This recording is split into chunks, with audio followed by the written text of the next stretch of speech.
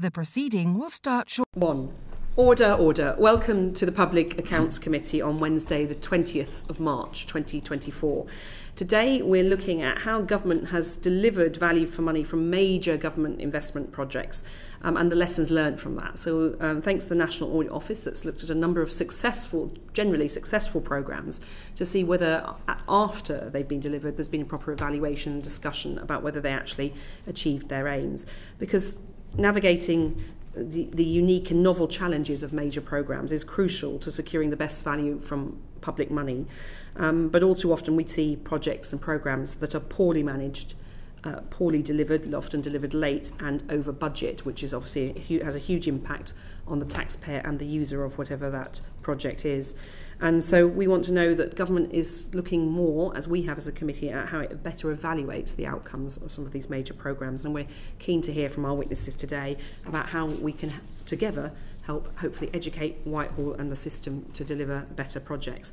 So I'm really pleased to welcome two witnesses today to this session.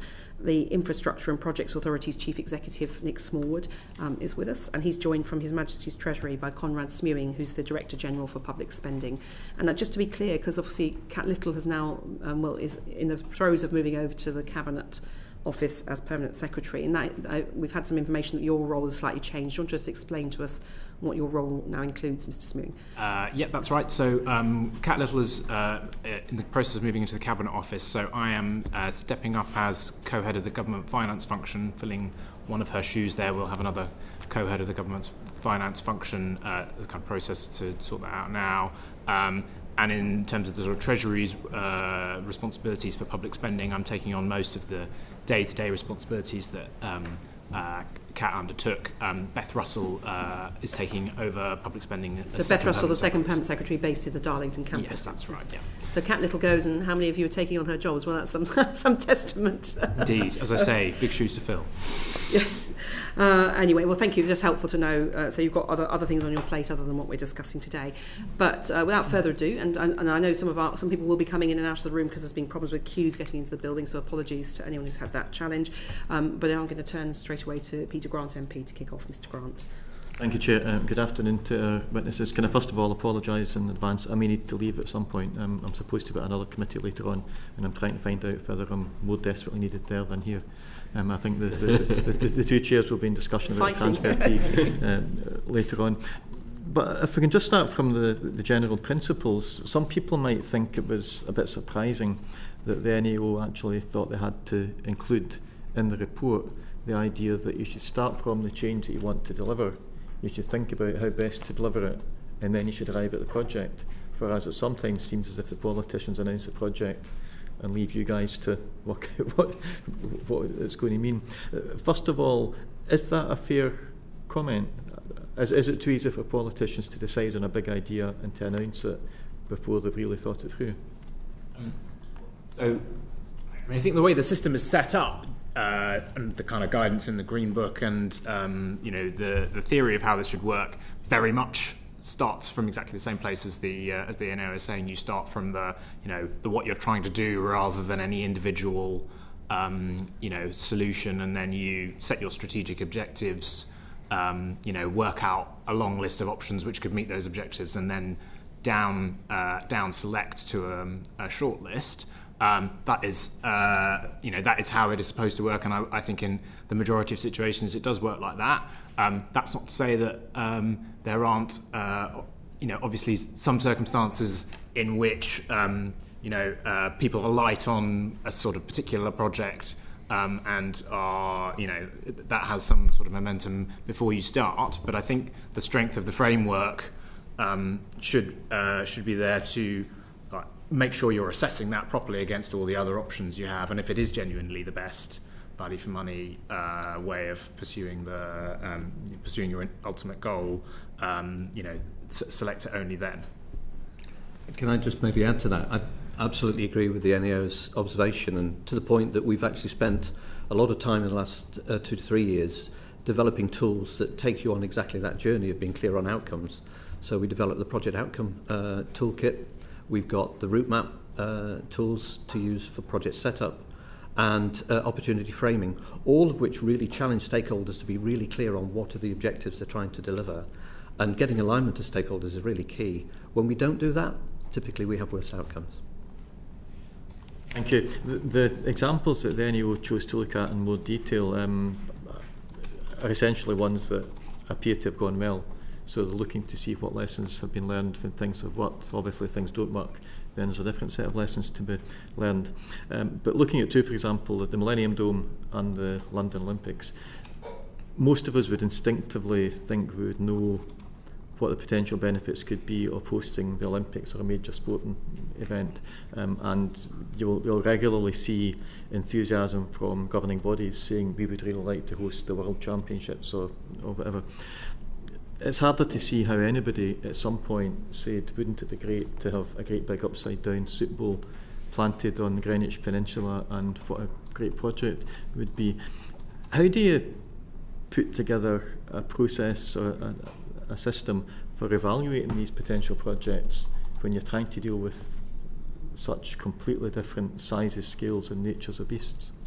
Well, I think what you're trying to do in your kind of business case options appraisal is, first of all, like, clarify what your strategic objective is up front, and that could be a very wide range of things. So it could be economic regeneration in the East End of London. It could be increasing participation in sport. It could be a kind of combination of those things. So I think there's no sort of perfect yardstick. You need to establish what your actual objective is and then assess options against that. And that's one of the things that we tried when we revised the Green Book a couple of years ago, to sort of try and make it clearer to people that you start with an objective and then work out the best value for money way of delivering that objective. And some of these objectives are impossible to compare against. So it's very difficult to compare the nuclear deterrent against kind of regeneration in the East End of London.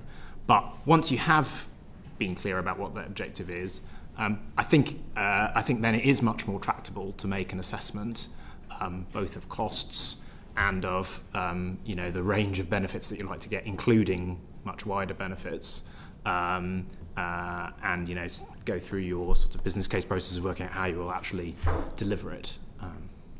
I think that the nature of the projects that we're delivering on the government major project portfolio are complex and quite broad, and really challenging, actually, I think, for departments to fully embrace what the potential upsides might be. What we do want them to do is think about social value, think about the 5-case business model, think beyond how they've traditionally looked. And I think the examples in the NEO report were all very positive upsides. I'd take the Jubilee line every day from Canary Wharf, and I don't think the Jubilee line expansion ever envisaged the scale of the benefits to the country of Canary Wharf development. But we do at least want to make a stab, and probably it's just as well if it's a conservative stab rather than overly optimistic stab. So a number of tools being developed, lots of work with the evaluation task force to try and improve how we perform in that space. One of the issues that the NEO have picked up in relation to a number of these projects is that very often the actual sort of long-term benefits will take a lot longer to be realised than you might think, so that you can look at a nice new shiny building or a lot of nice new buildings, but the actual sort of long-term economic benefit to real-life people might be 5 years, 10 years down the line. First of all, is that a fair observation for them to have made, and maybe more difficult? What have you done to change that, looking at the experience of these other projects? So it is definitely, the NEO are absolutely right to say that, particularly with some of the kind of bigger, wider economic regeneration benefits of these big projects, you're looking at sort of decades, not like a short-term period, and it is inherently uncertain. So at the outset of the project, you can make an assessment of the likely regeneration benefits, but you will never kind of really be able to know for sure. I think the kind of really important thing in those circumstances is making sure you've got the sort of structures set up around the project in order to maximise the chance of delivery of those benefits. There's a couple of references in the report, for instance, to having development corporations set up, for the land around, big stations on HS1, having those kind of tools to ensure that you're maximising the chance of getting the wider benefits, I think is an important part of it. Nick, I think there's more we can do. The Gay 5 review typically closes out a project at completion of the asset build, if you will. That's the start of the journey, isn't it? Because that's when you actually have something that can realise value. And getting more robust and more professional at benefits realisation plans, and agreeing how long are we going to check the benefits, the economic benefits. And I think all too often we're too short-focused rather than looking at the longer term. And we need that learning. I think there should be a feedback loop to help understand what did we do really well on HS1 that we could then repeat on HS2. When it comes to sort of shorter-term economic forecasts, we have the Office for Budget Responsibility, who were set up essentially to try to make sure there was some kind of basis for the facts that politicians could then argue about. Is there anything similar for these major projects, so that if a minister stands up and says, and it will deliver 20,000 new jobs within 5 years, is there an independent assessment of those kind of figures made at the time? So it's certainly not within the purview of the OBR, who are going to be looking at the aggregate level for sort of an kind of ex post once the project is completed. I think the gold standard that you should be looking for in an evaluation is having a sort of independent evaluation that is comparing against a sort of realistic counterfactual of what has actually been delivered. Before the project has started, it is definitely harder.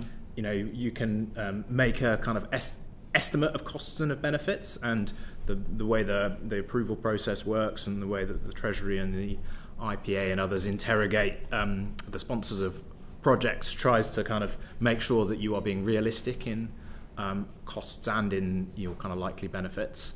So that is a bit of a safeguard.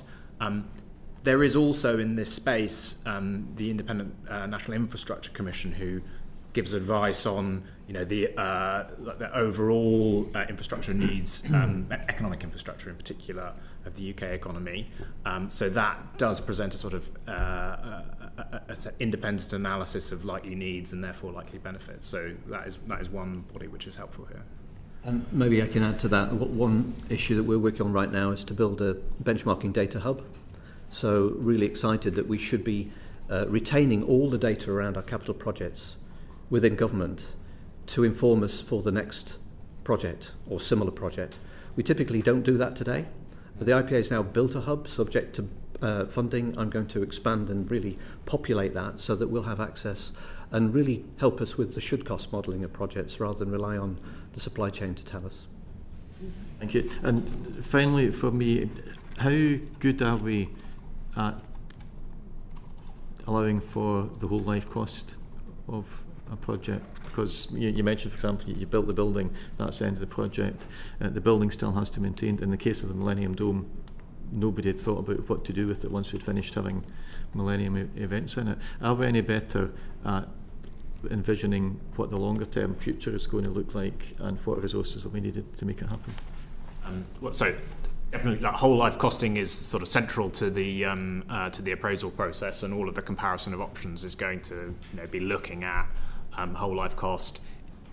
For something like the Millennium Dome, when you're thinking about what the opportunities might be for using it further down the line, that can be kind of pretty uncertain thing to judge at the point of the business case. But in general, thinking about the whole life cost, and in particular the cost of running and cost of maintaining, is central to the sort of options appraisal. There is a sort of further, there's a further question there in ensuring you do manage those whole life costs once the project is in flight, where making sure that you're putting the right amount of investment into maintaining the assets and not sort of starving them of maintenance funding. That is a sort of important thing post appraisal and post completion of the project, where I think we need to make sure that we've got the right incentives and structures to do that. I don't know, Nick, you would add? Yeah, I think it's an area we can do a lot better in. And the whole net zero agenda is driving us to actually lower the operating costs and be focused in that space, which is good.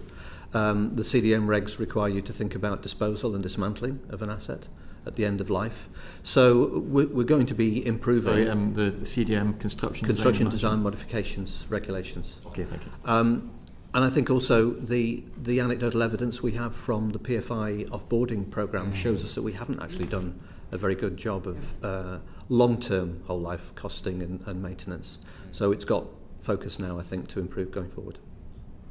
Thank you. I mean, PFI is actually a really good case in point. We've looked at this and are quite concerned about how much planning needs to be in place and how we revisit that report.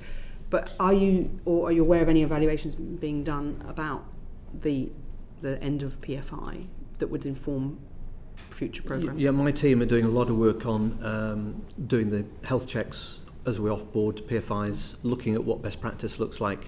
What are we learning from the different asset classes? So we've got quite some data together now within the IPA.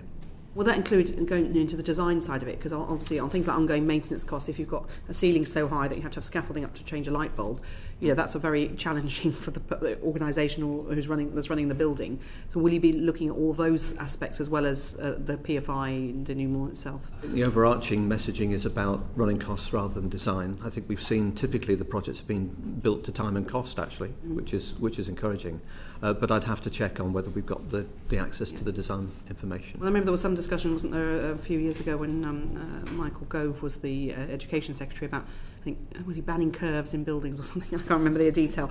But I think it was an attempt, I think that under the headline there was an attempt to try and standardise certain things to make it cheaper to run. So is that something that's built in? That's absolutely built into a number of programmes. So we're seeing that in the prison building programme where design one, build many is the philosophy.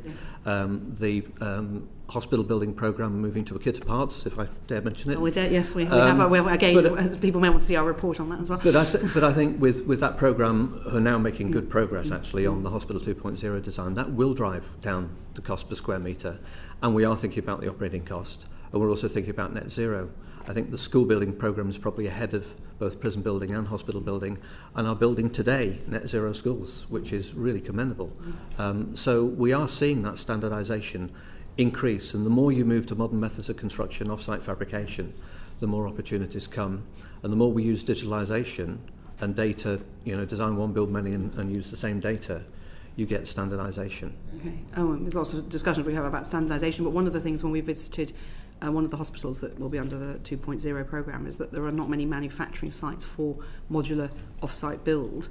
So when you're looking at these and learning lessons, particularly I suppose at the IPA, but it would also obviously feed through to the Treasury, where in the system do you send the suggestions or the learning that if we're going to do this and it's cheaper to standardise, cheaper to design one, build many, that there's therefore another bit of the system needs to think about supporting or encouraging a factory or a producer?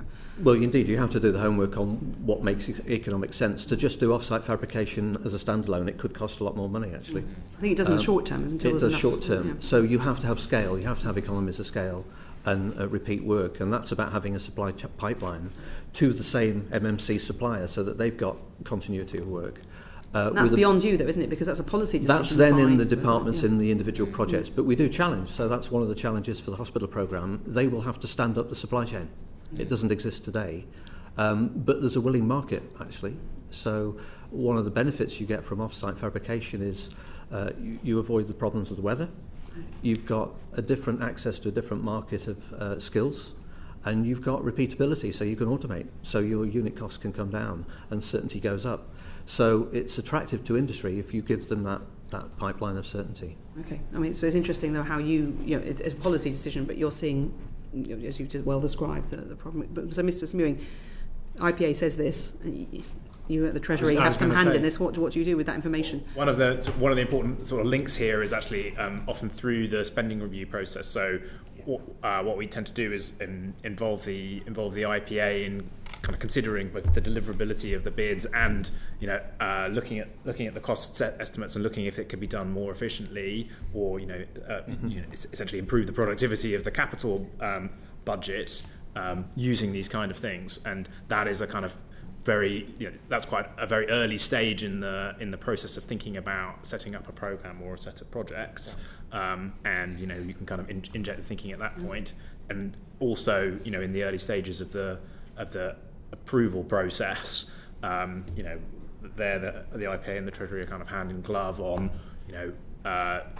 making sure that we think that the programme is set up to deliver the best value for money, and if that involves, pushing further down the standardisation route or not, that's the opportunity for us. If I'm uncharitable about the Treasury, you're a bit of a cash-in, cash-out economy, and that you grant the money and you expect it to be spent in the year. So if you're looking at a long-term programme like modular building, and it is more expensive up front, and who's going to get the benefit of a supply chain? Well, might be the NHS in this case, because there will be enough of a volume, but it equally could be potentially schools and other buildings.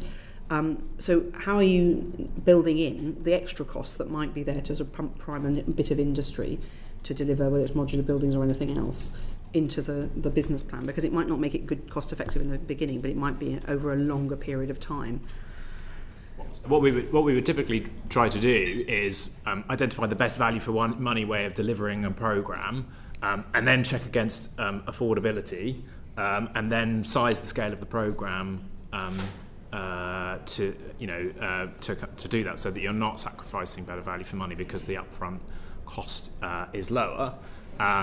It's sort of often the case that when the Treasury is thinking about an investment which is going to pay off in the sort of medium to long term, we'll sort of set aside extra money either from central funds or as part of the spending review in order to pursue that. That doesn't mean that there isn't. I agree, there is an inherently a tension between affordability and in some cases delivering investments which will pay off, and in those circumstances you've got to direct your resources to the kind of highest return investments that you've got available to you. And we've talked before, and you've been in the room when we've talked about cross-government working and bidding jointly to the spending review. Relatively few do that. In terms of delivering on major projects, cross-government working can be very important. Do you think there's enough that happens in looking at major projects?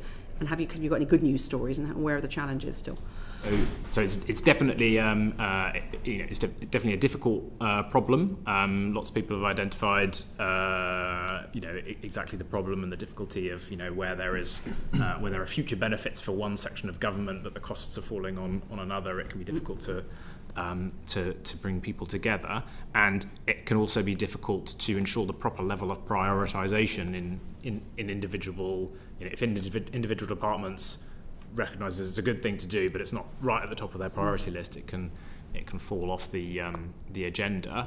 But one of the areas where I think we did this well in the last spending review, which we will definitely be looking on to build on and expand for the next spending review, is in the sort of the Joint Combating Drugs Unit, I think, the JCDU, where we encouraged all of the departments involved to come together with a joint bid and set up. They set up the kind of the right governance framework with all the ministers on a kind of cross-ministerial board to do that investment where if it is successful, you're essentially doing preventative spending that impacts all over different departments and saves downstream we've obviously looked at that separately as well. But in this case, let's say take the modular building, for example. You could apply, if it's working for hospitals, it could apply it to other areas. But at the moment, there doesn't seem to be much read across on different. Yeah, there is actually. So maybe I can give a couple of examples of where we've got cross-government opportunities. So the IPA chair the Government Construction Board, at which we have those very conversations about transforming infrastructure performance, of which MMC is one of the opportunities. So good conversations and good cross-learning, I think, at that forum. We've also includes skills and industry. Indeed. In fact, we've just kicked off this week market analysis of skills and skill shortages over the next 5 years, because we think there are going to be some pinch points. So the Cross-Government Construction Board is one. We've also got the Project Council, where the Chief Project Delivery Officers are now accountable to me for driving performance improvement in their departments. So all the departments represented, CDDO, Treasury, and we get together quarterly to really challenge each other, share best practice. And the number 10 delivery unit now is quite mature, where we get the central teams together and scrutinise project delivery and just challenge, is there something that the centre could do in terms of an intervention that we're not doing? And then other forums like the 25-year Environment Board, which I sit on, and again, all departments represented, where we have a good conversation about the net zero challenges. So I think we're starting to see that cross-department conversation maturing and happening. It's not perfect, but I think I've seen huge change in the last 2 years. And you've been in post, I think, since 2019, so 5 years. And I think in that time you've seen some change at the delivery team at delivery approach from number 10. Yes. So you're saying now what's in there is working better than Absolutely. So the work that Dr. Emily Lawson did to set up the delivery unit has been really good. That's helpful because there's a lot. Election year, all sorts of discussion about delivery. And just on governance, what would you say in terms of, I mean, we've seen different models of governance for some of these projects that the NEO has highlighted.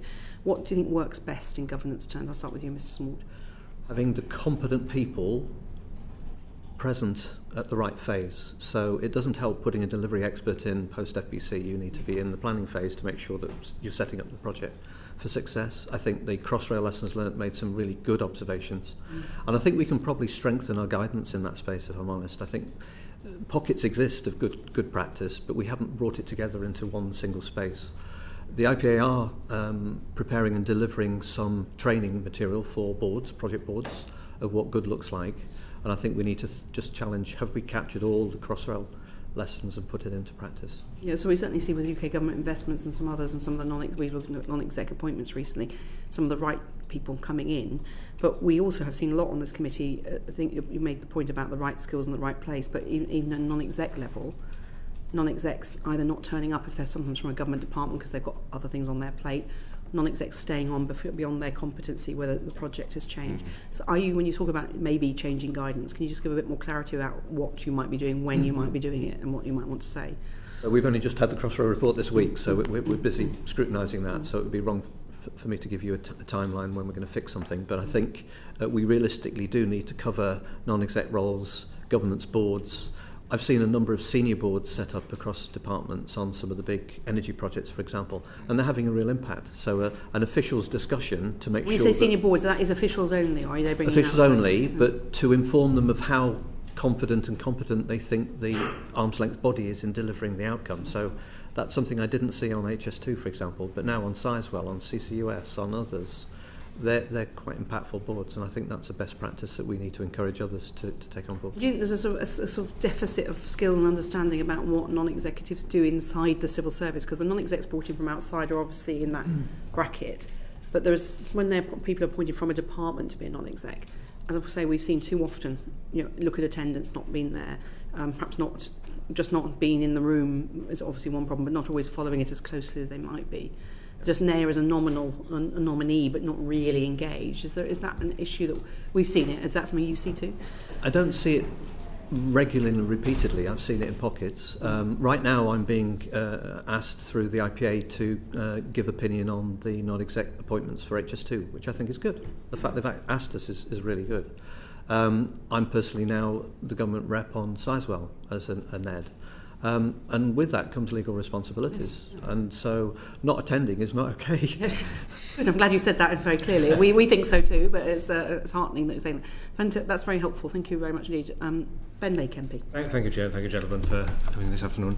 I'd just like to touch a little bit upon stakeholder engagement. And you've already mentioned, Mr. Smallwood, the importance of different governance models and making sure that people are involved during the delivery of the stage, the delivery phase, and then post-delivery. And in paragraph 20 of the NEO report, it's mentioned that it's really the case that the project delivery team alone can deliver the full value of a project.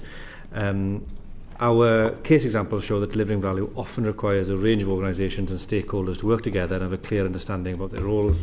And then further on in the report, in paragraph 23, the NAO state that our case examples indicate that in some cases it may be more effective for an organisation outside of the project delivery team to take responsibility and accountability for ensuring that the project delivers value post-delivery. I'm just interested, how effective is government working with external stakeholders in particular to make the most of assets once a project has been delivered?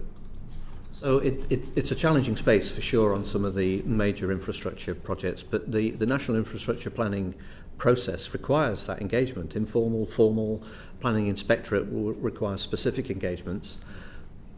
To go beyond that, to make sure that the key stakeholders are involved is really key. And where I see projects doing a really good job of their planning preparation, they go that extra mile to engage the key stakeholders, the dissenters as well as the supporters. And if you then take that on to who has influence over value, where you see opportunities for growth, like on HS2 on the stations, for example, there's been good engagement in the communities and councils around all 4 stations, because that's really where there's huge potential value to come. Of the order of 20 billion is the last figure I saw.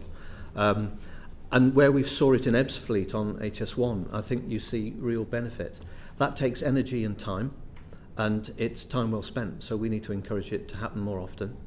Where I see real best practice is where we're now embracing technology, digital technology, so you can actually visualise the end result of a project, which actually kind of means you can't rush to put spades in the ground. You need to do the detailed design work and front-end development to a level of maturity that you can show a visualisation of what the end result will be.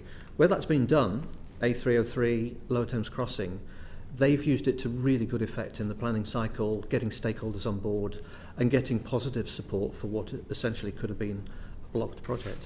So lots more we can do, lots of best practice we can learn from.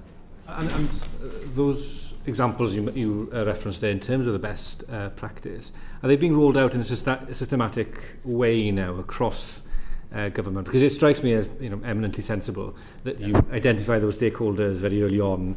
I don't think it comes naturally to everyone, but we do have what's called the assurance gate reviews that the IPA convene, and we do challenge to make sure that we're learning from one project to the other. And having identified, just so that my understanding is clear on this, once you've identified the relevant stakeholders in a particular project, are they then involved throughout the delivery phase so that they have a good understanding of the asset that they will potentially be inheriting? And absolutely. So if you take a project like Sizewell, they've got a local liaison community forum actually set up in the local town, and that will stay for the life of the project. And again, sorry to labour the point, but is that something, that liaison committee or a similar forum, is that something that is starting to be applied across the way that we deliver the project? I think it would be wrong to say it always happens without fail. It needs to be encouraged to happen without fail, because I think you have to embrace your stakeholders. Just to add on this, on things like the really big kind of transformational rail and transport projects, I think there is a sort of emerging best practice of having something like some kind of board that can bring together all of the local authorities and all of the quite wide range of central government departments you need to really drive value from things. So it's not just the Department for Transport; it's also housing, it's also kind of economic regeneration and jobs. So on the East West Rail, I think there is a sort of a Treasury sort of East West Rail growth board that brings all of those people together to try and make sure that you do make the whilst you're building the railway, do the best to get all of the broader benefits around it. And I think that is built on the kinds of models that you saw for HS1 that are mentioned in the report and things like that.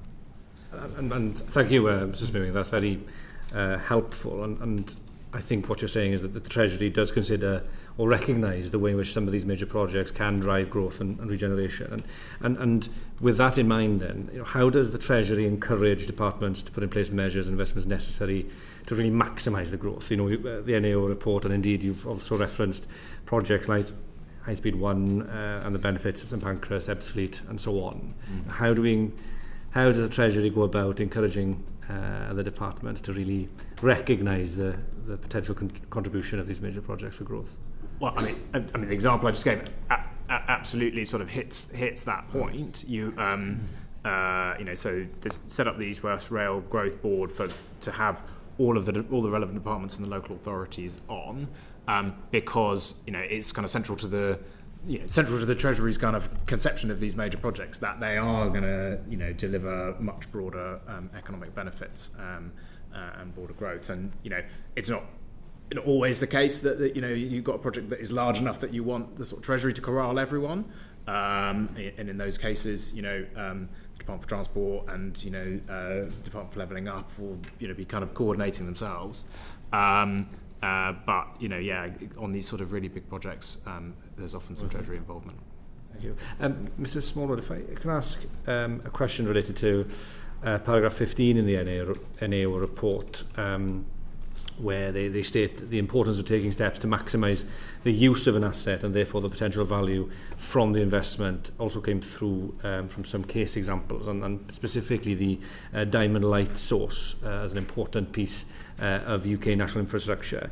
I just want to ask you, what more do you think government could do to maximise the use of its assets to drive growth and regeneration? And particular reference to the diamond light source, but there will be other examples, I'm sure. Well, we touched on it a little bit earlier, the 5-case business model, and really thinking beyond the delivery of the asset specifically, but challenging what other social and economic benefits could accrue from it, and really being broad in the thinking and driving project teams to do that early in the piece. And then that gets translated into a benefits realisation plan, and then you can really start to have the dialogue with the right stakeholders. We need to do a better job in that space. It's difficult. Some of these projects, you see them delivered, and then the light bulb goes on and people realise there's a side benefit they hadn't considered.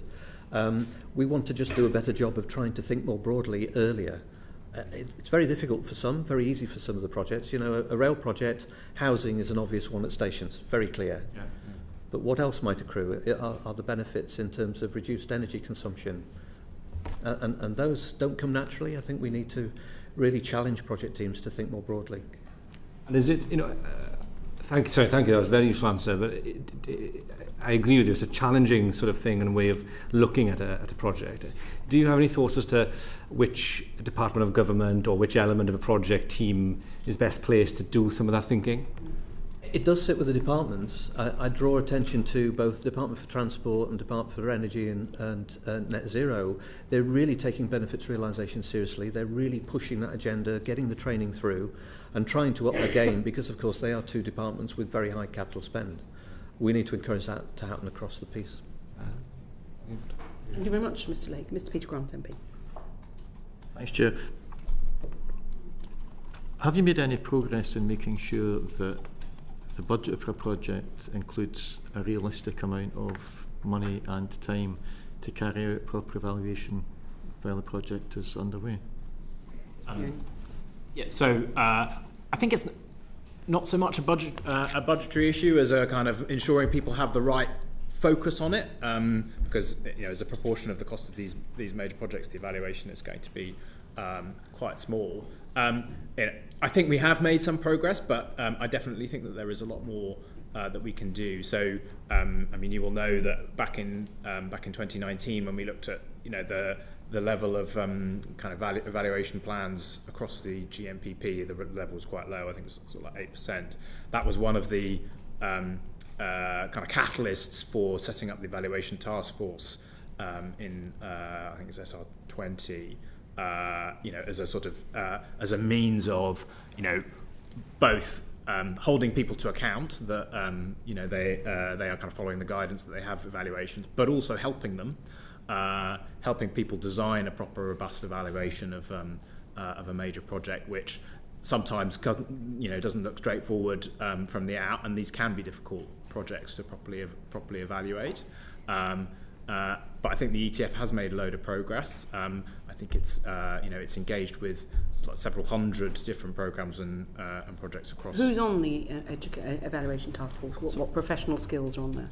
So they are sort of professional social researchers in the main, and also economists. So it's headed by Catherine Hutchinson, who used to be in the analysis function of a department, so kind of knows how the individual directors of analysis in individual departments think about things and how they operate.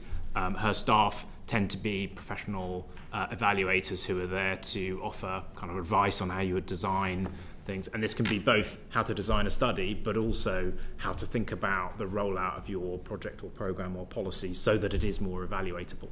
Do you have policy professionals in that at all? Yes, there are policy professionals in there as well, and we have very close links between the spending teams in the Treasury and the ETF, so that when it comes around to sort of spending reviews, we often bring the ETF in to give us their assessment of the state of evidence in a particular area or on a particular policy, so that you need a kind of the full life cycle that the Treasury is both asking for the evidence on how effective this project or policy is going to be, and you're trying to drive the behaviour. Because I remember that both the head of the policy function, Tamara Finkelstein, and the deputy head of the policy function, Susan Ackland, both permanent secretaries, have talked about the need for looking in policy, when policy is developed, looking at it from end to end, delivery and through to evaluation. But do you think that's getting better? I do think it is getting better. I think the ETF have been very successful. There is always more to do here, and these evaluations always take longer than the kind of political cycle would want. But nevertheless, like the things that we are sort of setting up around them, including particularly like transparency in where these evaluations are being performed or not performed, what the outcomes are. So the ETF is setting up a registry of all of the evaluations. I think it's going to produce later this year. That would be That's quite a powerful tool. Yeah. And how do you make sure this isn't cut? I'll come back to Mr. Grant, but I remember when I was a minister, there was a cut to the departments, and I was the science minister. The social science fund was in the frame because it was something that people wouldn't really notice if it was cut, and I pled against it being cut, saying that will cause problems down the line. You need to think long term with a gap in knowledge and information, and it was relatively small. But there's always a risk, isn't there, that it doesn't seem important when you're trimming costs on a budget, on a programme. So how are you going to make sure that the evaluations are written in? As Susan Ackland said to us when we were looking at this in her department, it's a rounding error in a budget. So are you making sure that it's relatively small, in other words, in terms of the overall cost? How are you making sure that it's embedded? Absolutely. So, the Treasury is a huge supporter of all of this stuff, and so we are going to be kind of frowning on anyone that suggests that saving, as you say, a rounding error in the budget in order to by cutting social research, is not going to be something that we are going to be recommending. I think there's a couple of other points here for. In some areas, it has been helpful for us to have budgets for evaluation held centrally. So the ETF has an evaluation accelerator fund, where if for one reason or another resourcing is a problem, departments could bid into that. So that is another way that we can support people. Thanks, Chair. As a committee, we often find that departments push back very hard, even on projects much smaller scale and complexity than we're talking about here. They push back very, very hard at the idea that there should be any kind of robust quantitative evaluation built in at the start and then sort of monitored and reported on later on. And I know that the NEO have highlighted that in essence there hasn't really been a culture change in the last 10 years, the last time the NEO looked at that. What is it we need to do to change the culture so that people who are in charge of setting up and starting to deliver these projects that are costing billions of pounds of public money, that they understand from day one that they have got to build in the evaluation at the start, and they've got to be held properly to account against that evaluation throughout the project? I'll go, and then Nick, you might want to come in. So there's definitely lots that we can do at the centre. The Treasury and the IPA making clear, both with our sort of hard levers around approvals and conditions in spending reviews, but also in the way that we conduct ourselves and demand evidence and use that evidence in making decisions. I think that is an important thing. I think it is also the case that these sorts of discussions in the NAO's report on the people that run these major projects do want both to make a difference in the world and be able to show that they have done so. And some of the really encouraging case studies in this report, for instance, like the Diamond Light Source study, they've done the project, they've done a really good evaluation of what the impact of that has been. That has helped make the case for further investment in the Diamond Light Source, to follow on. It's that kind of cycle that I think can really, change people's minds. I don't know. I think I would add that Conrad and I have written out to all the SROs starting this week, actually, requiring them to demonstrate their benefits realisation cases because there simply are too many gaps in the GMPP. And it is the responsibility of the SRO to take ownership of it. We've done a lot of work in the IPA to strengthen the training that goes to the SRO community, to increase their length of tenure in role and the time commitments that they make on the projects. I think that's having an effect, a positive effect. There's more to do, but I think it's very clear where the accountabilities sit, and we need to chase now that they start to show us the evidence of the evaluation plans.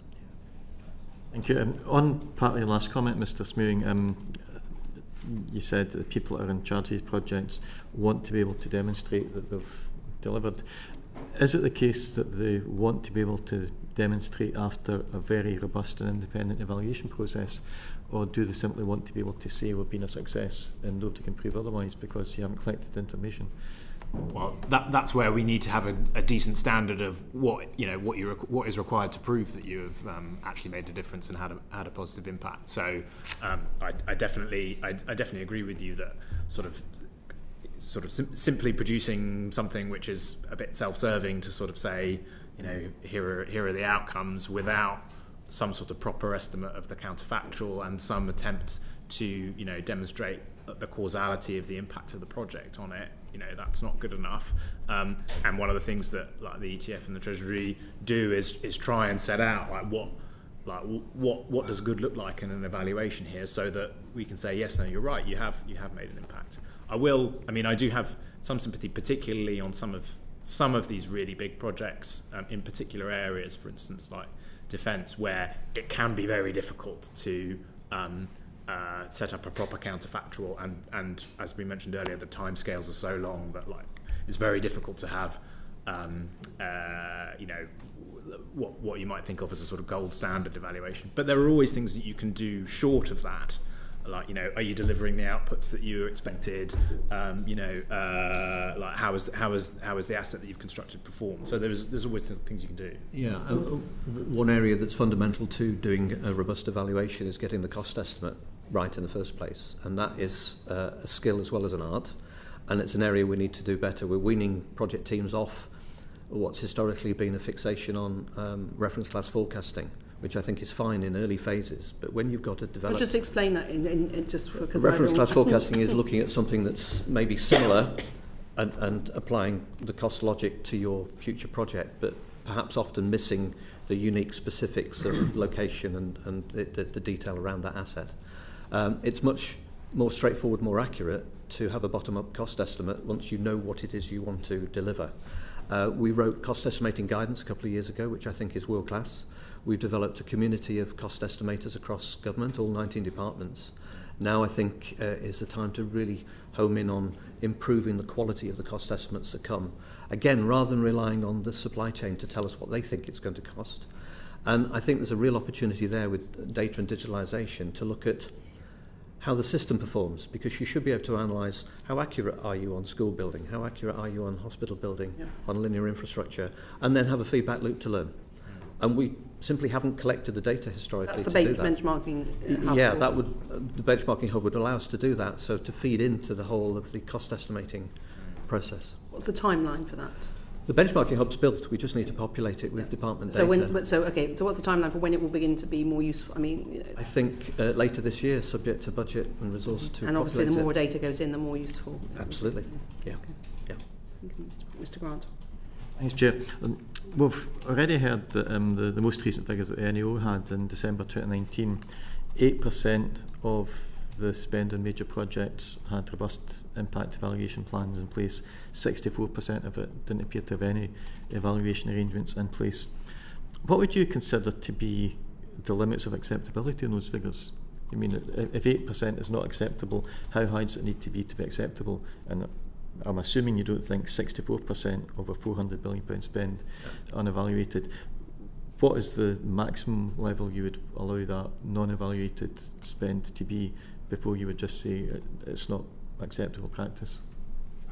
Well, so I think it's not acceptable for any of these major projects to have nothing in place. So as I say, there's going to be something that you can do on all of these, even for those major projects, often in defence, where having something which it's a social researcher would regard as a robust evaluation is not going to be possible. So I don't think you're going to get to kind of I think the way to look at this is to sort of grade the quality of the evaluations, and I think you're not going to get like a really gold standard evaluation on all of these things. But that said, 8 is definitely too low, and I think you ought to be able to get to over time you ought to be able to get to 100 for something on all of these things. We're in the process of redoing the work that led to that original 8%. We're sort of reviewing and reassessing where the GMPP the government's stands major on this. projects. Yeah, Okay. so we will see how far we've come and how far our admonitions have been successful and our levers have been successful. I think most departments have gaps, but the dominant numbers sit in Department for Ministry of Justice, and the MOD. And MOD have certain circumstances we can't fix, but they can still do something. MOJ are actually being quite positive and now on the case to try and review how they can do a better job of benefits realisation. So I think we're going to see some short-term improvement. Thanks. Apologise if I didn't catch it earlier. Do you know where those December 2019 figures are now? Do you have an update on the 8% and 64%? We're doing the work required to get that update now. So I should hope that later this year we'll be able to come out with. Can you write to us with that specifically? Absolutely, Although we'll be beyond the end of this report. No. Thanks. If you look at the last annual report of the Infrastructure and Investments, the IP, I can't remember, the Infrastructure Projects Authority, almost exactly 90% of projects that are big enough to be included in your report were assessed as either red or amber in your last report. Now, I know the committee has spent time looking at a number of these in some detail. Almost every one of those projects that we've looked at, although we might not have worded it exactly the same, we've pointed to the basic lessons in this report, and there are catastrophic failures to comply with some of the basics. For example, the emergency service network, the stakeholder consultation just wasn't good enough. If we're not robustly and almost aggressively evaluating these projects as they go on, how can we hope to learn from the mistakes? First of all, learn from the mistakes, the ones that have gone disastrously wrong, and learn from the good practice, the ones that have worked. Can I just check the figures you quoted? My figures suggest we've got 89% of projects are either amber or green, so only 11 that are red. That's been consistent for the last 2 years, although we're seeing an increasing trend in red-rated projects. But we've now implemented the Response to Red programme, where we actually look at a red-rated project and challenge it against the recommendations. And we're actually seeing that 70% of those projects that receive a red rating can get to amber or green within 12 weeks, which I actually think is quite good. I think the system is now functioning as it was intended, which is to not let projects convince themselves they would be okay, but rather be really robust in an assurance review and challenge them on deliverability, preferably before FBC so that we've got a chance to fix it. Many of the projects that you see are post-FBC, and I'm afraid we can't assure goodness into a badly developed project. And ESMCP is a good example of, if we had our time again, we wouldn't have done it the way we did it. But I think for the new projects coming down the track, I think we're seeing a different level of maturity of development. So it's really, a lot of the really knotty ones are turning to be red. Some of them as a result of high inflation, some of them as a result of overly ambitious ministerial schedules. There's always a really good reason why they are rated red. I think it's less so that they actually are not in control, for want of a better expression. I don't know that the committee would accept overly ambitious ministerial schedules as being a good reason. It might be an explanation in that we can understand why it's happened, but I think part of our intention in doing all of these work is to find ways of making sure that ministers are a bit more realistic about what they promise. But just to clarify the figures that I've got from the 22-23 annual report was it was 9% red, 81% amber and 11% green. So if you take red plus amber together, it's about 90%. If you take red, amber plus green, it's about 90%.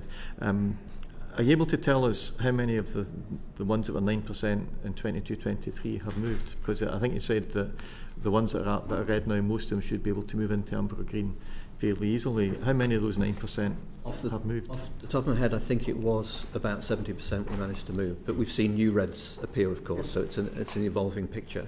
And we've seen some of the red-rated projects actually did ultimately deliver on their plans. So it's an evolving picture. Thank you. Okay, thank you very much, Mr. Grant. I mean, we've talked a lot about the business planning of it, but obviously there's then the delivery of a project, and you still, Mr. Smallwood, have an oversight at that point. Yeah. The Treasury, well, we'll come to the Treasury about their oversight at that point. So what's going well and what's not going in terms of from after the business case? I don't know what gate that would be, but before it's completed, but after it's the business case. Where are the weaknesses in that system, and have we got the right skills in the civil service to deliver these programmes? We've done a lot in the skills space in terms of developing and launching the Projects Academy, where we now assess and accredit our project delivery professionals and SROs. We've got almost... So this is the Side Business School major... This is Oxford Side Business School for the Major Project Leadership Academy. Yeah. We use Cranfield for the Project Leadership Programme. And we've got 4 levels starting from foundation up to master practitioner. We're just about to go through 1,000 assessed and accredited professionals, and it's not immediate. You have to do a lot of work to get accredited because you have to demonstrate your competence. You have to have attended the MPLA, for example, if you're a master practitioner, and you have to be a chartered project professional if you're a project director that wants to be a master. So it's quite a journey to get through.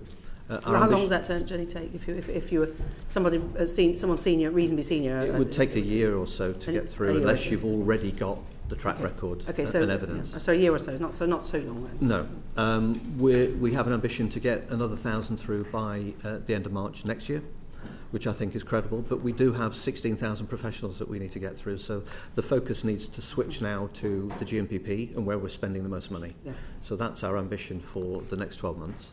So on skills, we're moving. But to your point on have we got the right skills, I think we need far more technical and engineering skills. I think we really have a gap there and an over-dependence on the supply chain. Do you think the civil service recruitment process isn't likely to bring in people at junior level who will grow in that? Are you looking at people coming in sideways into departments? We've got a number of STEM graduates who are coming in, which is refreshing to see. I don't think we've got enough at the more senior levels operating the largest programmes and projects, if I'm honest. And we need them, for sure, which is why assessment and accreditation is so important, because claiming you've been on the course but not having the skills to deliver is not good enough. We need to have the assessment. So a lot happening on skills. What could we do better? I think we need to be much more intelligent clients. And by that I mean being smarter at how we go to the supply chain and manage our contracts. And we're seeing some really great practice there. So whether it's the PPP contract at Sellafield, or actually a lot of good thinking now going into the hospital programme of how they're going to deliver this huge challenge. We didn't get that level of rigour on HS2, and we've seen the result. I think there's general mixed bag of competence in the supply chain itself, so you actually have to show up as an intelligent client to manage it. So that's a gap. And I think the biggest gap that we're going to have to resolve in the next few years is data and digital. Yeah. So that world is upon us, and we need to embrace it and use it to our benefit.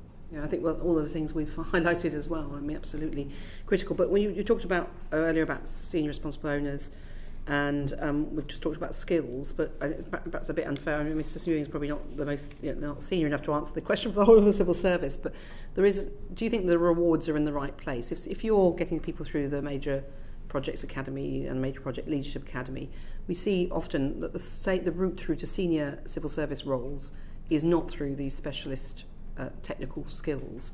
Do you think that's a problem, that we haven't got enough people at the most senior level who've actually delivered projects? It's a problem that I think is within our gift to solve, actually. So one of the things I've challenged is, have we got the right level of civil servant as an SRO on a major project or programme? It doesn't have to be a junior to the next level up. You can have equal parity of grade. That's one lever we can pull for the appropriate projects. We've also secured pivotal role allowances for competent, assessed and accredited SROs. I would very much like to get the same in place for the programme directors, because we're seeing an increasing gap now growing between the private sector and civil servants. Okay, and then I mean, one of the you mentioned defence earlier as a big challenge, and it has been repeatedly a challenge. They're obviously long projects. Because they're so expensive, a small delay or an error is hugely expensive. Could build a hospital or a school. I mean, we're talking in those sort of figures. Do you worry about that, Mr. Smallwood, about what's going on in defence, and what impact is the IPA having on defence projects?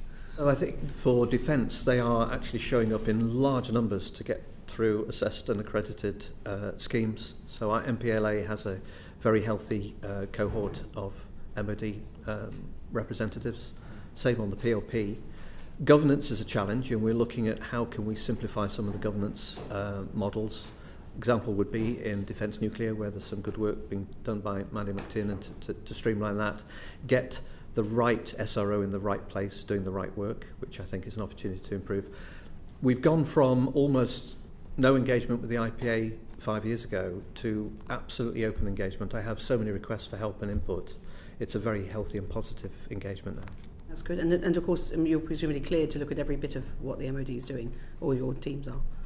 Within the resource constraints I've got within the IPA. But basically absolutely. You have access to all areas, so there's no hidden bit of the system that you're not able to. Great. That's really helpful to know. And earlier you talked, just picking up on a few points here, you talked about social value, and also we've looked at, I remember when we looked, actually it was High Speed 1 and actually High Speed 2, the benefit cost ratio was, in fact, it was interesting. So for rail, at one point the benefit cost ratio included the loss. It took out the time on train travel because it wasn't valuable. Whereas those of us, many of us do travel, we know that the value of being away from our offices, away from our phones, sometimes is actually quite useful time to work. And we sometimes these benefit cost ratios are not taking into account the wider social value that job creation in an area could be a big value. Is there a better way that the system could be capturing social value? We've got the legislation that says we should be doing this, but is there a better way it could be done? Are there any areas for improvement there? Mr. Smewing, I'll start with you. Yeah, so I think it's definitely the case that the benefit cost ratios in these projects can't capture all of these things which are very very difficult to quantify. That's one of the reasons why I think this was always the case, but in the update of the Green Book we were crystal clear that when you're thinking about project selection, you should be thinking about what your strategic objectives are, which will often include delivering that kind of social value, and choose the options which deliver that, and not be sort of slave to different benefit cost ratios, which, although they are a very useful sort of lens, are only one lens to look at how to think about a project. I think how to kind of capture it better. I think there are a couple of directions that you can go. I think it is possible to do better within the sort of quantitative appraisal to make some estimates of these kind of broader social values, recognising that they're going to be much more uncertain than your sort of direct monetary values. But it is better to attempt to quantify and weight than not quantify and weight. So that is, I think, something that we can do. And the Green Book team, who sort of work on this all the time, are definitely looking at ways that they can do that better. And then, as I say, I think the other way is to not forget that to come back to where we started in the NAA report, you should think about what you're trying to achieve, which will include quite a broad range of things, and then see which options are really going to achieve. I pick up on that because on that, take just for example the Olympics. Job creation was a part of that.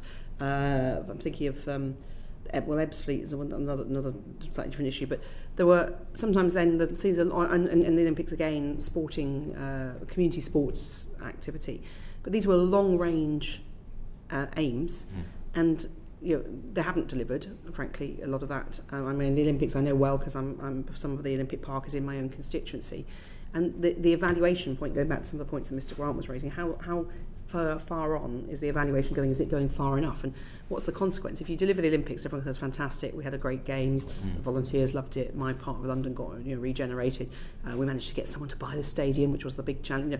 All tick, tick, tick, tick, Gate 5 reached, delivered, but actually Gate 5 hasn't been reached because the jobs and sporting activity across the UK particularly just haven't materialised in the same way as we've covered in this committee.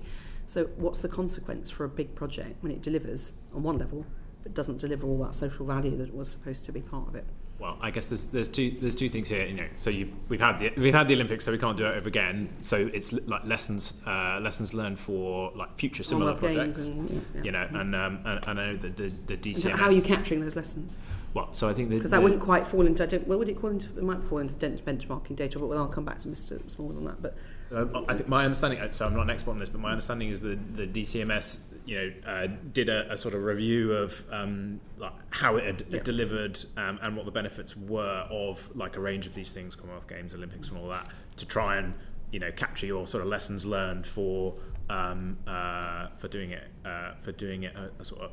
again. And I suspect that some of those lessons are a bit more specialist to that particular kind of project.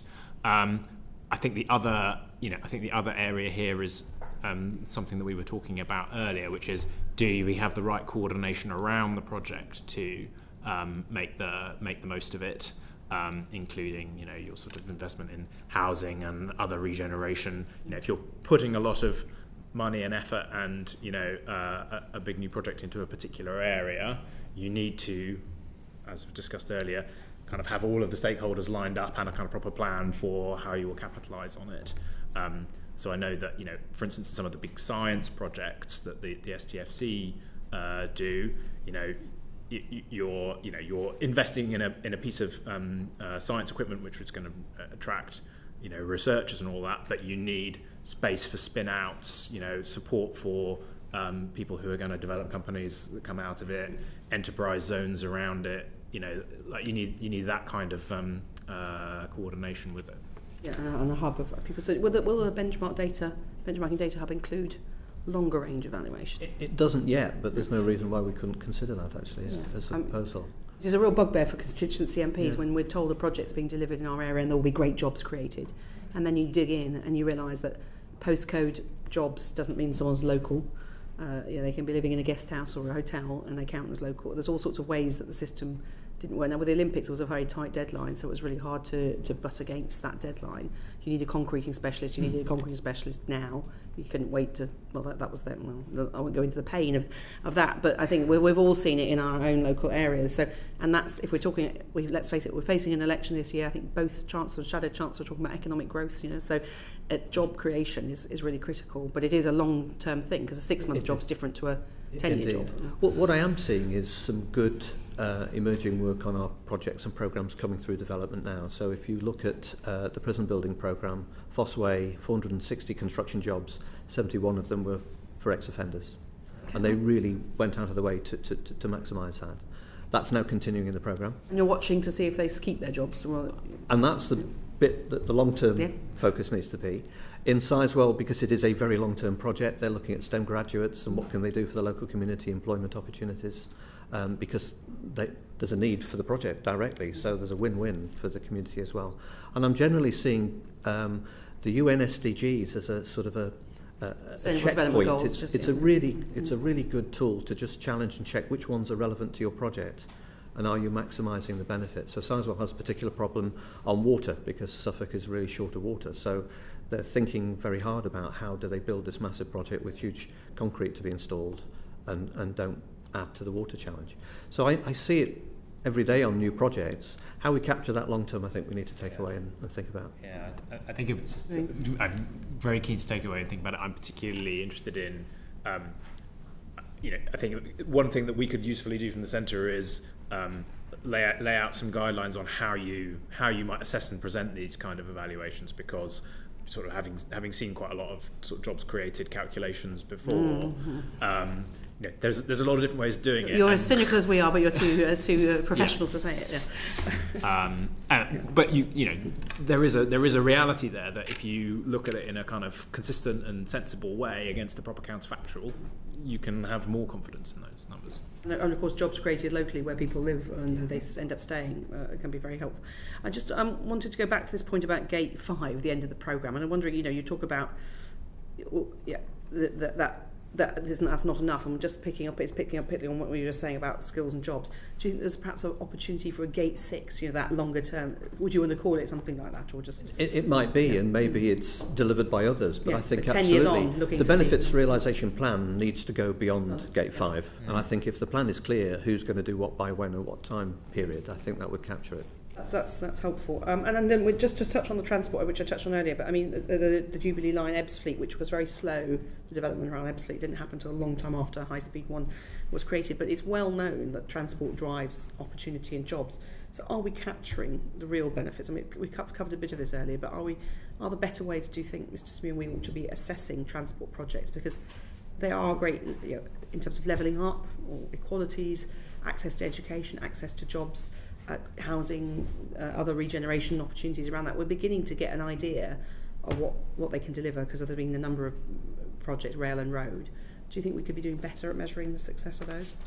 I think the first thing to say is that in my experience, the DFT's kind of ability to quantify and assess the benefits of its projects is one of the best in Whitehall. They do have a really robust and clear methodology that's widely understood, that the Treasury is comfortable with. It can be a little bit on the cautious side, I think they would probably say so themselves, that they are sort of quite ready to say this is the benefit cost ratio, but there are a large number of unquantifiable benefits. And as I was saying earlier, I think it would be, even though it is right to say those kind of unquantifiable benefits are going to be in the end not knowable to the same level that you could, for instance, estimate journey times or journey time savings, those kind of things. I think you probably could get a bit further in saying, kind of ballpark, this is our kind of estimate of under these headings what you could do.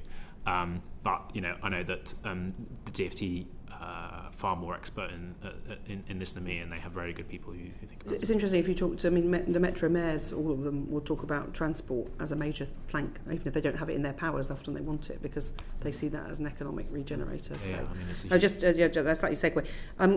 But I think almost finally for me, which bits of the system do you think need to change and how?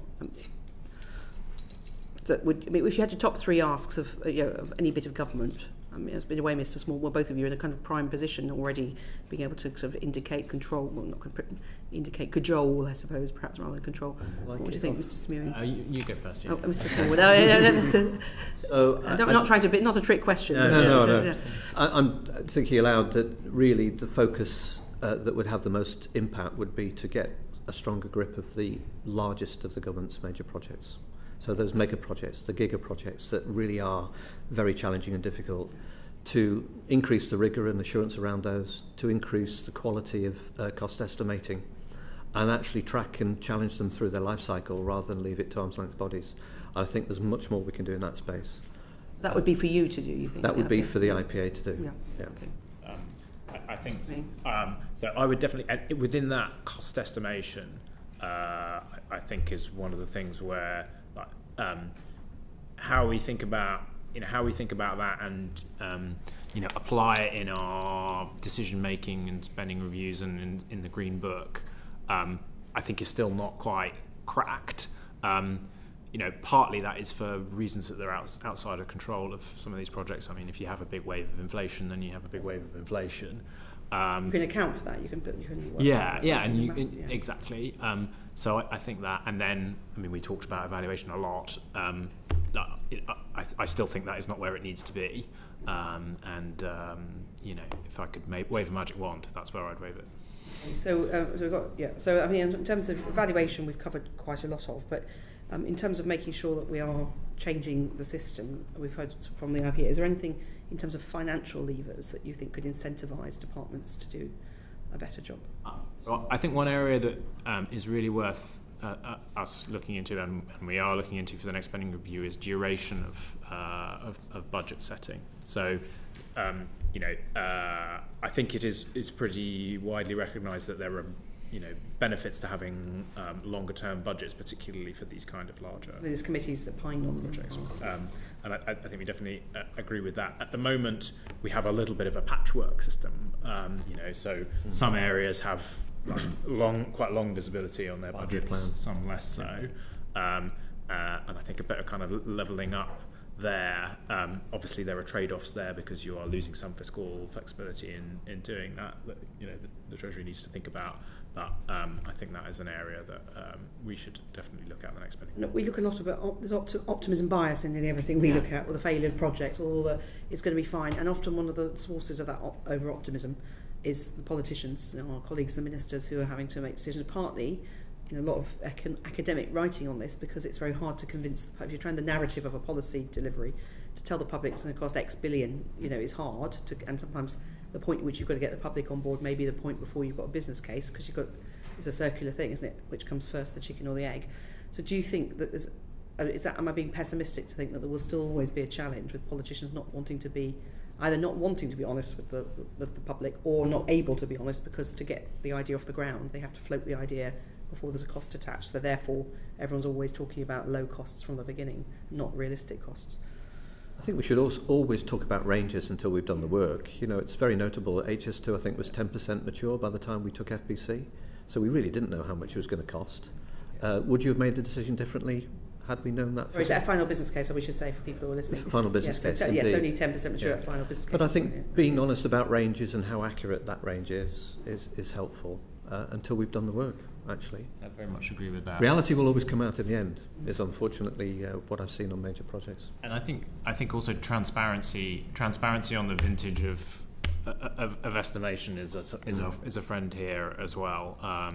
Speak our language, Mr. Smewing. Yeah. We'll be pressing the Treasury then for more transparency on these things from now on. The publication in the GMPP, and the publication of business cases, all of that I think is sort of. Yeah, and actually, I think what you're saying is an honesty to the public that you can't do things on the cheap. That if it's big, it's going to cost, but it's keeping control of the cost. I'm going to just briefly go to Mr. Grant and then to Mr. Lake. Thanks, Chair.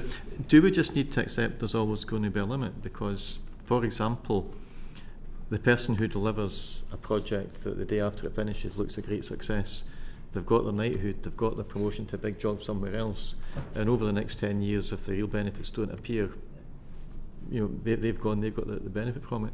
Do we need to simply recognise that is always going to be an issue, and therefore there's going to be a limit as to how closely we can get people to follow what I think we would both agree is best practice all the way through this? I'm not sure I agree entirely with that. I think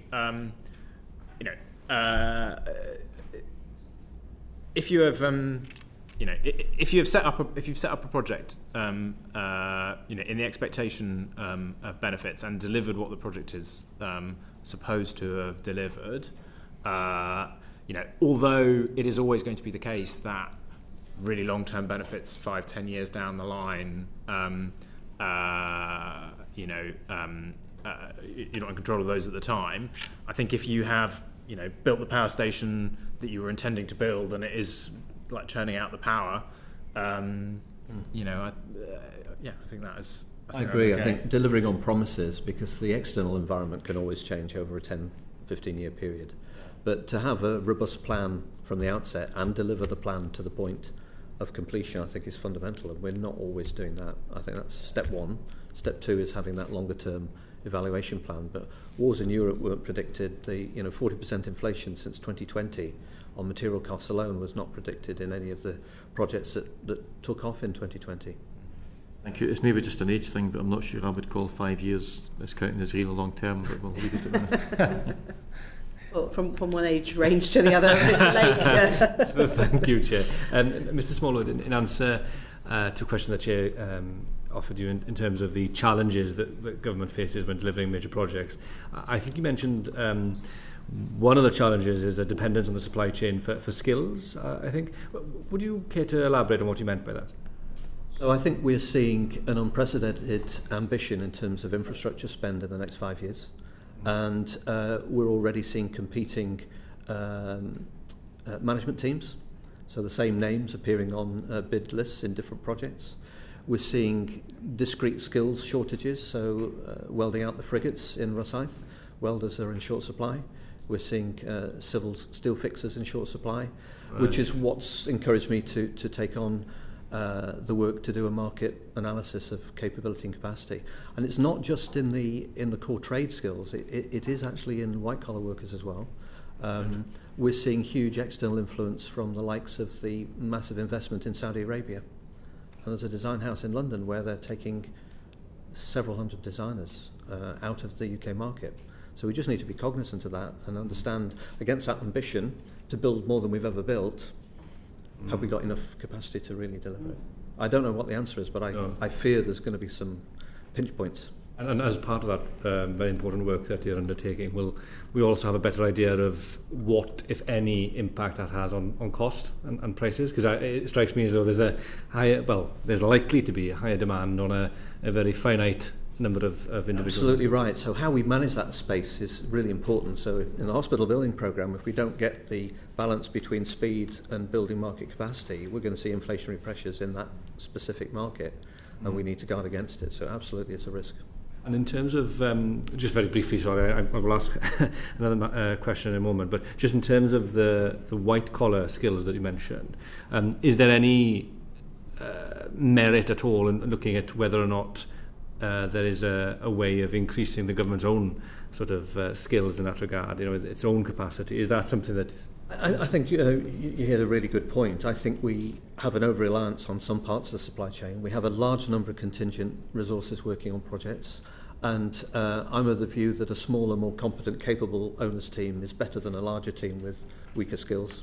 And I think we need to work through that as we go forward, and being smarter at how we manage in the supply chain and picking our right partners to do work that maybe they're better placed to do than we've been perhaps doing in government. So that's all in the mix.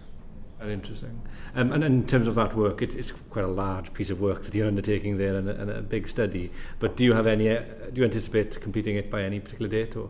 We're hoping to have some early results by the summer. So June, July time, I would hope. It's not a short piece of work. No.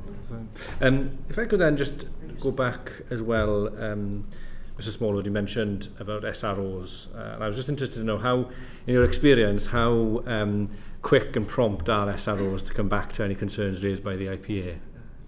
I think we're seeing a very good response, actually, if I'm honest. An example of that would be the 70% of projects that return from red to amber or green within 12 weeks. So really taking on board the advice and recommendations from independent assurance gate reviews that the IPA have organised. I think we are seeing increasing understanding of what assessed and accredited really means, and really quite a good representation now appearing at MPLA. I'm requiring all SROs to go on the MPLA, everyone, and they're not going to get accredited unless they've been. So we're not seeing any pushback, and actually it's teaching them the skills that are necessary in delivering what are really complex, often unique projects anywhere in the world. Thank you.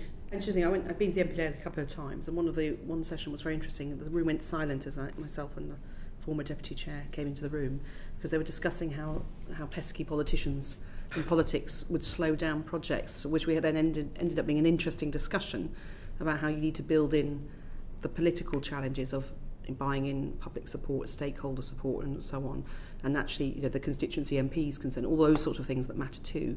When obviously you're looking primarily at the technical end and the delivery end, but do you have any of these discussions with ministers or to make sure that you're building in those other harder to pin down challenges? Absolutely. We actually did start ministerial training to have that discussion. Yeah. And we'd like to resurrect that. Do the ministers do it with civil servants, or are they separate? It was just ministers, but civil servants having the dialogue and delivering some masterclasses. They were very well received. I'd like to start that again. And I mentioned we're doing the training of the delivery boards, so decision-making boards, because I think there's a gap there in terms of knowledge and understanding. But you're absolutely right. All key stakeholders all need to be on the same page if you want to deliver a really successful outcome. I throw out a final challenge. I'm not expecting an answer on it, but when myself, it was Richard Bacon, who was then the deputy chair of the committee, and we were very strongly of the view that all MPs should have the opportunity to go through this, because as we've seen over the years, in fact, particularly the last couple of parliaments, you really don't know who's going to be a minister. There's no guarantee. So I see Mr. Lake looking hopeful from his small party, but we have seen stranger things happen. So just to throw that out there, that actually there needs to be a better literacy about what's possible and what's not. But anyway, I'm not expecting you to answer that. That would be a bit unfair. But can I thank you very much indeed for what's been a really interesting discussion. It may seem to people watching a bit esoteric, because we weren't discussing a big particular failure, but we know that the getting things right, getting those ducks lined up, actually, and I quote Professor Gruber, particularly at Cambridge University, is really, really important, and that data and delivery, which is kind of your end of it, is really, really key to getting that across the board. So we hope that when we produce our report with recommendations, that they land in the right place with the right intent, because whichever party or parties win the next general election, the British public need projects delivered on time, on budget, and every pound wasted is a pound that could be spent on something else or put back in the pockets of our constituents. So can I thank you very much indeed. The transcript will be available on the website uncorrected in the next couple of days, and thank you to our colleagues at Hansard for that, and we will be producing a report at some point after the Easter recess. Thank you very much. Order.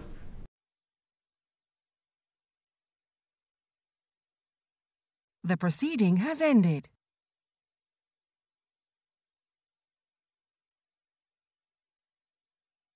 The proceeding has ended.